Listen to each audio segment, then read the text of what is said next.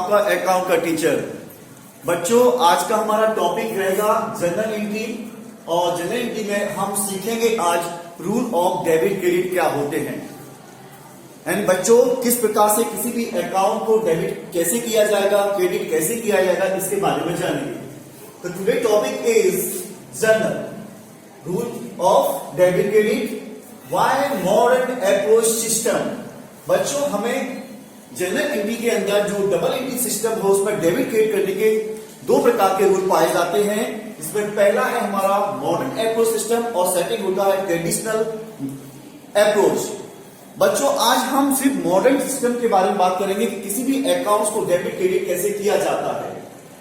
तो let's start. हम समझते हैं मॉडर्न अप्रोच के सिस्टम के अंतर्गत हम अकाउंट्स को इन चार कैटेगरी में कैटेगराइज कर देते हैं। पहले हमारी एसेट्स, दूसरी है हमारी लायबिलिटीज और किसी एक्सपेंसेस या लॉसेस, और फोर्थ है हमारा गेन या प्रॉफिट। बच्चों, कोई भी हमारी अगर एसेट्स है, मान लीजिए कि हमारी एसेट्स है, अगर एसेट्स डेबिट हो, सॉरी इंक्रीज हो, अगर एसेट्स इंक्रीज हो रही है तो वो आपकी बच्चों डेबिट होगा, उसका नहीं, वो अकाउंट्स क्या होगा आपका जनरल बुक में क्या किस साइड में जाएगा, डेबिट साइड में रिकॉर्डेड किया जाएगा। अगर एसेट्स डिक्रीज होती है तो वो क्या किया जाएगा, क्रेडिट किया जाएगा। आई होप आपको समझ में आ गया कि एसेट्स का मतलब इंक्रीज होना यानी कि डेबिट और डिक्रीज होना यानी credit. Why modern approach system, यानी कि हम कोई भी एसेट्स है जो ट्रांजेक्शन के अंदर एसेट पाई जाती है, उस एसेट्स को हम अगर इंक्रीज कर रहे हैं तो वो डेबिट हो जाएगी, और डिक्रीज कर रहे हैं तो वो हमारे अकाउंट बुक में क्रेडिट हो जाएगी। अब हम बात करते हैं बच्चों लायबिलिटीज के बारे में। लायबिलिटीज यानी कि हमारी जो हमारी नहीं है, बिजनेस को हमें पे करनी है, इसके बारे में मैं आपको इसके टर्मिनोलॉजी टर्म्स बेसिक कंसेप्ट में समझा चुका हूं लायबिलिटीज क्या होती हैं। बच्चों, अगर लायबिलिटीज इंक्रीज हो रही है आपकी, तो आपकी लायबिलिटी इंक्रीज होगी तो अकाउंट बुक में उसकी अकाउंटिंग क्रेडिट की जाएगी, यानी उस अकाउंट को क्रेडिट में शो किया जाएगा। अगर लायबिलिटीज आपकी इंक्रीज डिक्रीज हो रही है, लायबिलिटीज आपकी क्या हुई है, डिक्रीज हुई है, तो उसे आप क्या करेंगे, डेबिट करेंगे। तो आपको लायबिलिटीज के बारे में भी समझ में आ गया। लायबिलिटी इंक्रीज हुई तो क्रेडिट और डिक्रीज हुई तो क्रेडिट। जस्ट लाइक हम अब एक्सपेंसेस एंड लॉसेस के बारे में बात करेंगे। एक्सपेंसेस और लॉसेस के बारे में क्या होता है, तो एक्सपेंसेस हमारे अगर इंक्रीज होते हैं तो वो डेबिट में जाएंगे, और ये डिक्रीज होते हैं तो वो हमारे कहां जाएंगे, क्रेडिट में जाएंगे। जिस प्रकार गेन एंड प्रॉफिट के बारे में बात करते हैं, अगर हमारी गेन क्रेडिट होते हैं हमारे, यानी कि प्रॉफिट होता है हमारे बिजनेस को, तो वो हमेशा कहां जाएगा, वो क्रेडिट में शो किया जाएगा, और वो डिक्रीज होता है तो गेन हमारा क्या हो जाएगा, डेबिट हो जाएगा। बच्चों, आशा करता हूं कि मॉडर्न अप्रोच के अंदर किसी भी अकाउंट्स को डेबिट क्रेडिट किस तरीके से किया जाता है यहां तक आपको समझ में आ गया। बच्चों, हम एक चीज के बारे में और बात करते हैं, कैपिटल के बारे में और बात करते हैं, that is the owner capital. यानी कि कैपिटल भी लायबिलिटीज होती है। अगर हमारे कैपिटल इंक्रीज हो रही है, समझ में आ रहा है आपको, अगर कैपिटल आपकी इंक्रीज हो रही है या डिक्रीज हो रही है तो किस सिस्टम, इस सिस्टम के अकॉर्डिंग टू क्या वो डेबिट होगी, क्या वो क्रेडिट होगी, इसको भी लायबिलिटी की तरह हम ट्रीट करते हैं। तो चलिए हम इसको ट्रीट करते हैं। अगर मान लीजिए कि हमारी कैपिटल जो है वो हमारी डिक्रीज होती है या इंक्रीज होती है, तो अगर इंक्रीज हो जाए तो वो क्रेडिट में शो की जाएगी, और डिक्रीज हो जाए तो हमारी डेबिट में शो की जाएगी। आशा करता हूं कि आपको यहां तक के आपको मॉडर्न अप्रोच के according to rule of debit credit समझ में आ गए होंगे। अब हम चलते हैं कुछ ट्रांजेक्शन लेते हैं बच्चों, उन ट्रांजेक्शंस को हम किस कैसे इस रूल के अकॉर्डिंग टू कैसे सॉल्व करेंगे, इतना हम समझते हैं। तो मैं यहां अभी इरेज करता हूं, फिर आगे बात करते हैं कि उन कुछ ट्रांजेक्शन के माध्यम से किसी भी अकाउंट्स को किस तरह डेबिट और क्रेडिट किया जाएगा वो हम समझने की कोशिश करते हैं।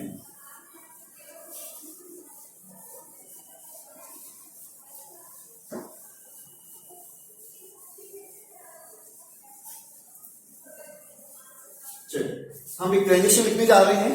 सपोज एक एग्जांपल में लेते हैं हम कि mister Ram business started with cash rupees 10,000. It is a business transaction.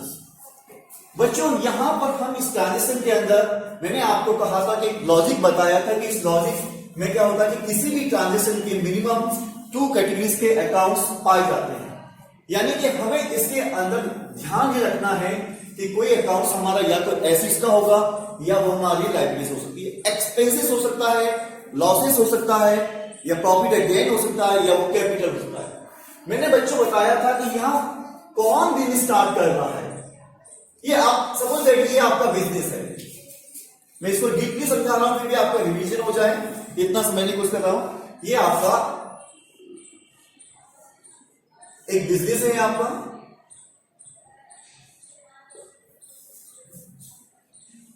यह आपका बिजनेस है।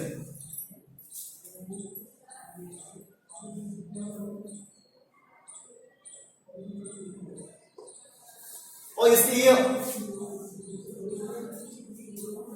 ये मिस्टर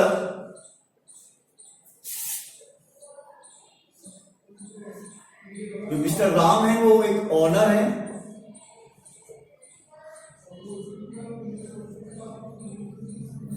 और इन्हें बिजनेस में क्या किया है, इन्वेस्टमेंट किया है।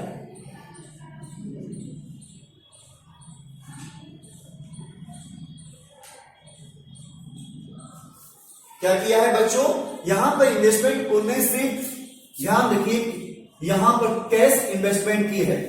और किसने किए हैं, मिस्टर राम ने की। तो यहां पर हम पहले मार्क कर लेंगे हम कौन कौन से अकाउंट्स इफेक्ट हो रहे हैं। तो मिस्टर राम ने यहां पर इन्वेस्टमेंट किया, वो कैश रुपीस कितने की थी, आपकी रुपीस की है 10,000। तो हमारा जो बिजनेस है वो अकाउंटिंग की लैंग्वेज में कहेगा राम्स कैपिटल।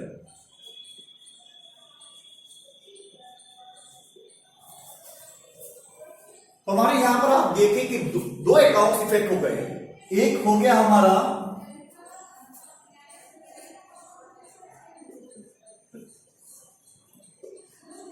राम्स कैपिटल्स और दूसरा अकाउंट इफेक्ट हुआ बच्चों हमारा कैश।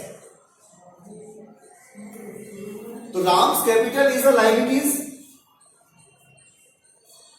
ये हमारी लायबिलिटीज है। आप गौर से देखिए बिजनेस के अंदर इन्वेस्टमेंट हुआ है, राम ने किया है, तो बिजनेस के पास लायबिलिटीज बढ़ गई, इंक्रीज हो गई। ये लायबिलिटीज इंक्रीज हो गई और इंक्रीज हो गई तो अकॉर्डिंग टू ये क्या होना चाहिए, हमारी क्रेडिट होगी, रूल ऑफ हमारे मॉडर्न अप्रोच के अकॉर्डिंग टू। तो लायबिलिटीज इंक्रीज हो गई बिजनेस के अंदर, तो ये क्या होना चाहिए, क्रेडिट होना चाहिए। कैश बच्चों हमारी यहां एसेट्स है, ये भी आल्सो इंक्रीज हो रही है। आप गौर से देखें बिजनेस के अंदर कैश इंक्रीज हो गई है, तो बिजनेस के अंदर कैश इंक्रीज हो गई है तो रूल ऑफ एसेट्स के जो हमारे डेबिट क्रेडिट का वो था, assets increase that means the debit. तो आप देखिए कि cash account is to be debited to Ram's capital account is to be credit, it is the transactions. तो इस तरह से हम ट्रांजैक्शन को फॉलो करते हैं और समझते हैं। तो आशा करता हूं कि आपको फर्स्ट ट्रांजैक्शन समझ में आ गई है। हम नेक्स्ट ट्रांजैक्शन चलते हैं कि और भी ट्रांजैक्शन लेते हैं, एग्जांपल लेते हैं, समझने की कोशिश हैं कि किस प्रकार से और उनको डेबिट क्रेडिट किया जाता है।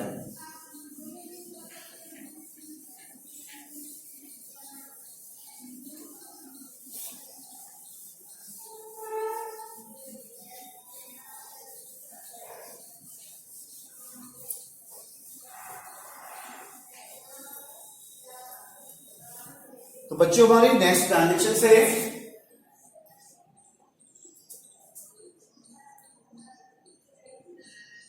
गुड्स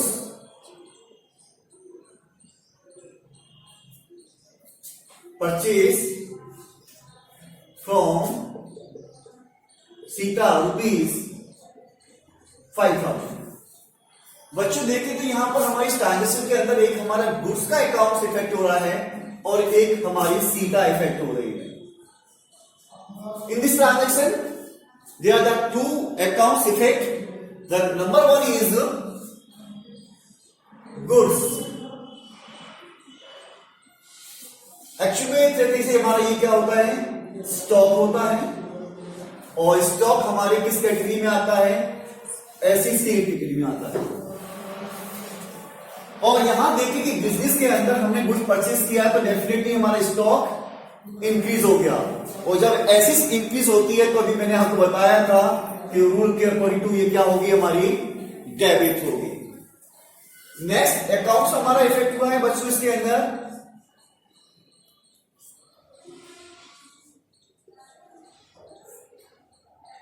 सीधा अकाउंट इफेक्ट हुआ है।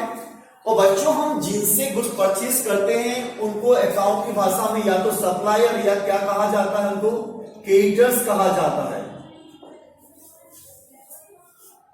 हमने गुड्स परचेज किया है सीता से, तो Sita is the supplier are business, वो हमारे बिजनेस की सप्लायर है।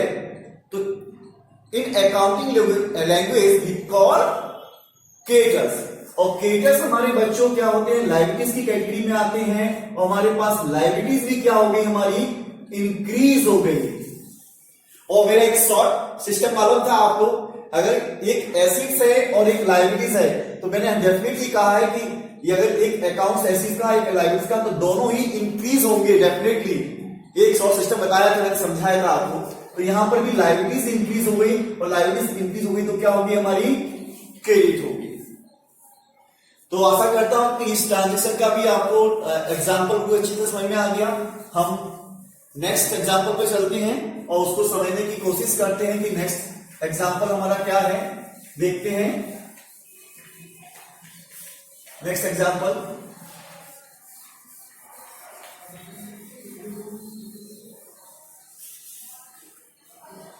नेक्स्ट एग्जांपल इज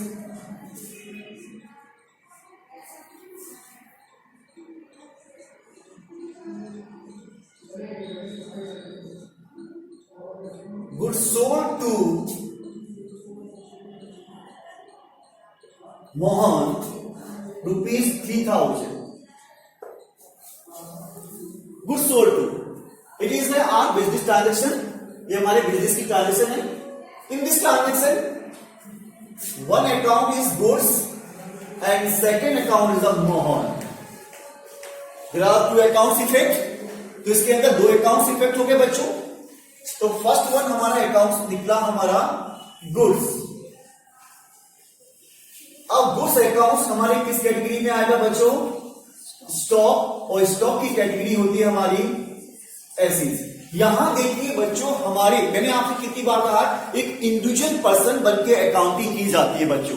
मैं 1000 बार समझा चुका हूं कि एक एंटिटी बन जाइए, जिस बिजनेस की आप अकाउंटिंग कर रहे हैं उस बिजनेस की अकाउंटिंग करते समय आप अपने आप को एक बिजनेस की तरह रिप्रेजेंटेट कीजिए, और जब आप बिजनेस की तरह अपने आप को रिप्रेजेंटेट करेंगे तो आपको अकाउंटिंग करना बहुत आसान हो जाता है। तो यहां पर मैं अपने आप को अगर बिजनेस रिप्रेजेंट कर लूं तो गुड्स सोल्ड किया है तो मेरे यहां से गुड्स जा रहा है, डेफिनेटली डिक्रीज हो रहा है। और जब कोई चीज डिक्रीज होती है एसेट्स के अंदर, हम मॉडर्न एप्रो सिस्टम के अकॉर्डिंग टू, तो एसेट्स हमारी डिक्रीज हुई तो डेफिनेटली क्या होगा, वो हमारी क्रेडिट हो जाएगी। आई होप कि आपको ये अकाउंट समझ में आ गया। और सेकंड अकाउंट इज मोहन, और हम जिनको गुड्स सोल्ड करते हैं, नेहा दीदी आप समझ रही हैं, जिनको हम गुड्स सोल्ड करते हैं तो उन्हें हम कस्टमर कहते हैं।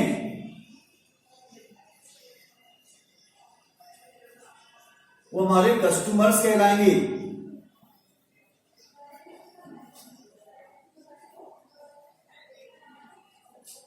क्या हो गए हमारे, वो कस्टमर्स हो गए। उनको अकाउंट की भाषा में क्या कहा जाता है, डेब्टर्स कहा जाता है। वो हमारे डेब्टर्स हो गए। तो डेब्टर्स किस कैटेगरी में आएंगे, हमारे ये भी क्या आ गए, हमारी एसेट्स की कैटेगरी में। अब in this questions what are the assets category से अकाउंट्स, और मैंने कहा था शॉर्ट सिस्टम नियम में समझाया था कि अगर दोनों ही एसिस के हों तो एक एसिस आपकी क्या होगी, इंक्रीज होगी, तो एक एसिस आपकी क्या होगी, डिक्रीज होगी, डेफिनेटली होगी। ये हमारा एक शॉर्ट सिस्टम था समझने का बहुत अच्छे तरीके से। तो आप समझ लीजिए कि ये एसिस हमारे कस्टमर बढ़ गए, हमारे बढ़ गए, तो ये क्या होगा, हमारा डेबिट होगा। तो कितना समझ में आ गया आपको? 10 ना? आपको समझ में आया? रितु आपको समझ में आया बेटा? ठीक है। सोहानी आपको समझ में आया? आई होप कि आपको इतनी ट्रांजेक्शन समझ में आ गई हैं। हम नेक्स्ट ट्रांजेक्शन चलते हैं। नेक्स्ट ट्रांजेक्शन का एग्जांपल समझते हैं कि वो हमारे क्या समझ में आता है, और एग्जांपल के द्वारा अकाउंटिंग को समझने की कोशिश करेंगे।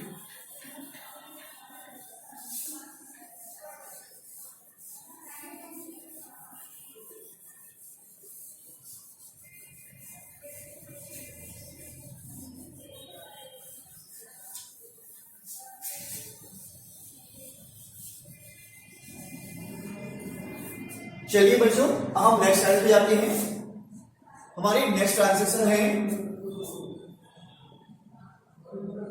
रेंट पे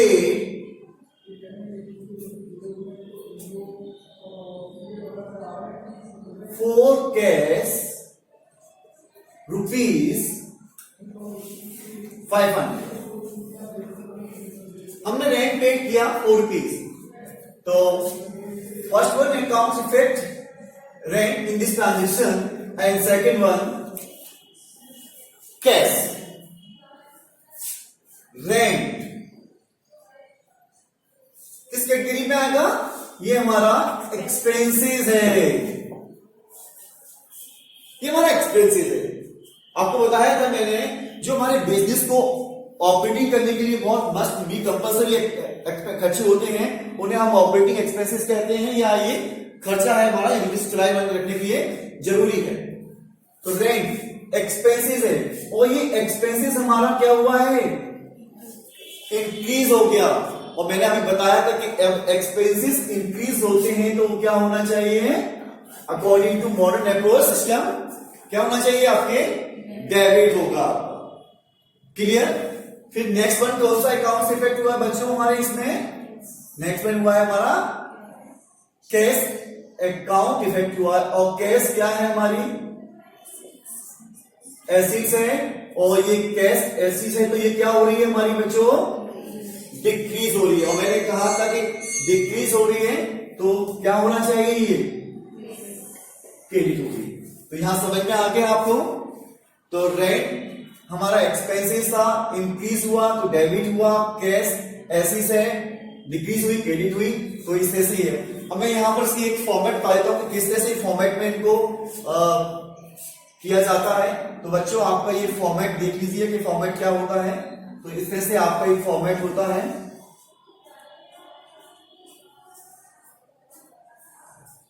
ये आपका फॉर्मेट है, किसी भी ट्रांजेक्शन को फॉर्मेट में आप रिकॉर्डिंग करें तो किस तरह से फॉर्मेट में किया था। हम यहां पर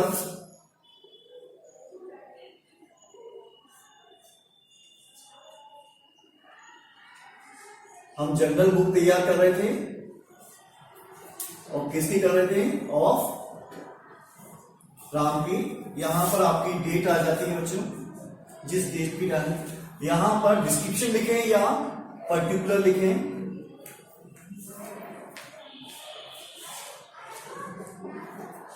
आपका यहां पर एक कॉलम और होता है, उसे लेजर फ्लो, ये हमारा अमाउंट डेबिट का हो गया और ये अमाउंट क्रेडिट का हो गया। अब इसी ट्रांजेक्शन समझ लीजिए। सबसे पहले हम डेबिट साइड को कॉपी करते हैं बच्चों, ये समझना ध्यान रखना। पहले डेबिट साइड को कॉपी किया जाता है। यहां पर डेट आपकी मान लीजिए कि 2021, हम मान लें जनवरी 1 को ये ट्रांजेक्शन हुई है। तो डेबिट कौन है इसके अंदर, आप देखिए रेंट, तो हमारा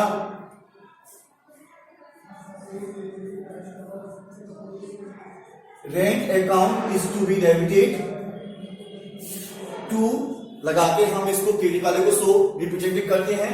क्या है हमारा कैश अकाउंट। अब डेबिट का अमाउंट डेबिट में लिख देंगे, हमारा अमाउंट कितना था 500, डेबिट का डेबिट में गया हमारा, और क्रेडिट का क्रेडिट में गया। इस तरह से हम ट्रांजेक्शन को इस जनरल बुक में रिकॉर्डेड करते हैं। तो पहले बच्चों हमें वर्किंग नोट का आना बहुत जरूरी है। आशा करता हूं आपको आज का पढ़ाना जो मैंने पढ़ाया वो आपको समझ में अच्छी तरीके से आ गया होगा, इसे आपने कॉपी भी कर लिया होगा। हम नेक्स्ट डे हम ट्रेडिशनल अप्रोच के द्वारा अकाउंट को डेबिट क्रेडिट करने का रूल समझेंगे। नमस्कार, जय हिंद।